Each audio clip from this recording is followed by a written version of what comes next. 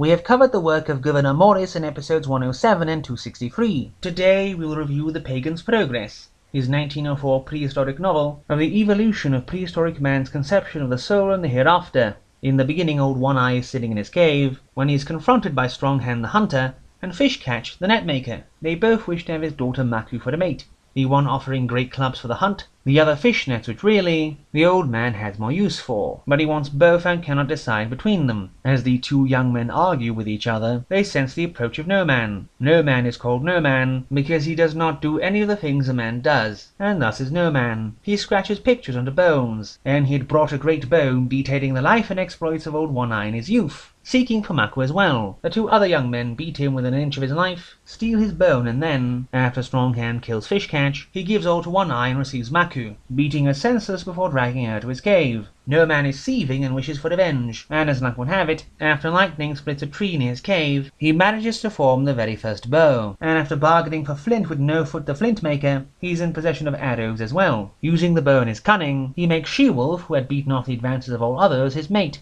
But his desire for vengeance is hindered at first by the birth of a son. Then, many years later, No Man takes his chance to shoot Stronghand, but though the latter does die, he murders and gores No Man horribly as he does. Maku and She-Wolf look for them together, and think they died on the same hunt, so they live together and rear their children in the same cave. Even later, No Man's son Sunrise and Stronghand's daughter Dawn are much more grown. They are close, but Sunrise does not take her yet, but works on making images upon bone like his father and improving the art of the bow. But then he sort of starts a huge fire that drives off the entire tribe, and many of them die anyway, among them No Foot and Moonface, the richest man of the tribe. He never tells anyone he did this, but after seeing children freeze to death in the cold, he drives the tribe with a spear towards the raging fire, held in check by rocks, so they don't all freeze to death. In this way, the tribe obtains the use of fire, and Sunrise, as the new leader of the tribe, begins to invent things, with the aid of a young boy who somehow knows how to bake pottery. This plot is abandoned almost at once, however. Then, just as he is about to take Dawn to his new cave, he sees her cave empty of all life, and then begins to follow the trail of Dawn, then the trail of the man who had taken her. A long, tedious, terrible march, leaving the wounded girl in the forest to pursue the nameless man who had taken her, over the desert and through the storm, Sunrise near breaking himself to see his vengeance done. And then when he has the man in hand, he tortures him for hours. But he soon comes to regret what he had done, and wishing he had done something else, and not having roamed in far-off places day after day for the sake of his petty revenge. The novel, while being well written, does not have Sunrise do much after taking over the tribe, the plot being almost over at that point, nor do many of the other characters do a whole lot either.